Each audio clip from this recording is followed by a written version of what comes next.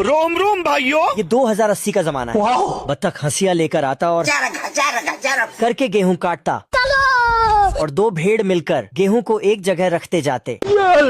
फिर मुर्गी आते और एक एक गेहूं तोड़कर मुर्गे को देते जाते। फिर मुर्गा उन्हें ऊपर रखते जाता। यहाँ तीनों भाई मिलकर खेत को जोतते और उनकी माँ खोदकर उसमें बीज डालती। अच्छा।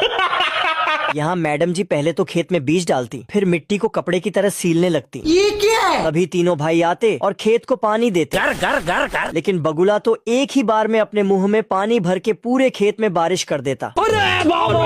तभी बारिश होती ही सभी फल और सब्जी 5G की स्पीड में उग जाते हैं। बवाल चीज है बे, साला सिस्टम मिल जाता है। फिर बगुला आता और अंगूर तोड़ते जाता।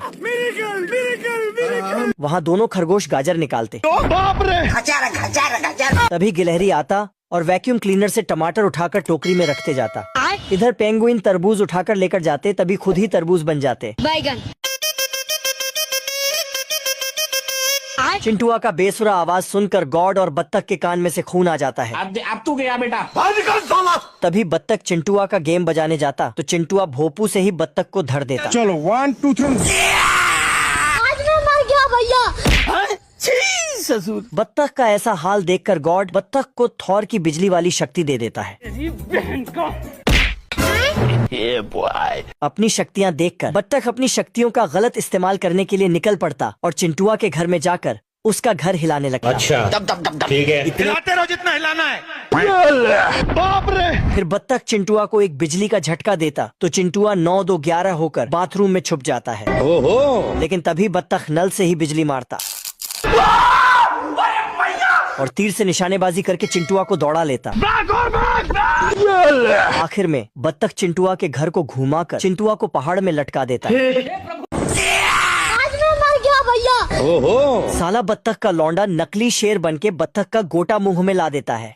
अबे साले। तभी बत्तख गलत फैमिली में नहीं, गलत फहमी में आकर असली शेर को पेल देता है। ठीक है। शेर को पेल कर बत्तख जा ही रहा था, तभी शेर उसके पीछे आता और साला गेट में धरा जाता।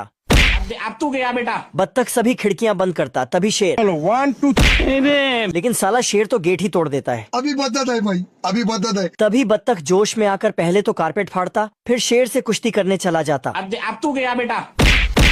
बाप रे। बत्तख शेर से घमासान युद्ध कर रहा था। तभी बत्तख के तीनों लौंडों ने बताया कि वह एक असली शेर है।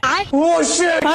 फिर शेर मुंह खोलता और तभी शेर बत्तख को दौड़ा लेता है और दोनों पेड़ पर चढ़ जाते हैं। ओहो। लेकिन बत्तख के तीनों लौंडे बत्तख को खाना डिलीवर कर देते और साला बत्तख अपने लेग पीस से नहीं खाने से ही शेर का पेट भर देता।